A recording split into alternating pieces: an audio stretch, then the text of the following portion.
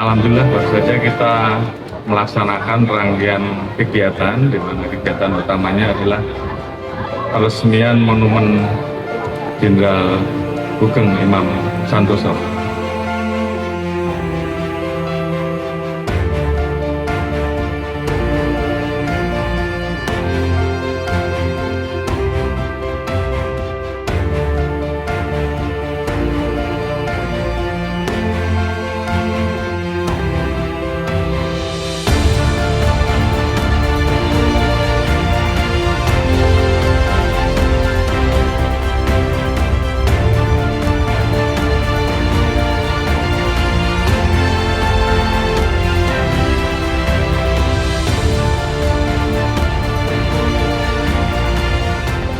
Dan tentunya kami yang muda-muda melihat beliau sebagai tokoh panutan, tokoh teladan yang harus kita warisi.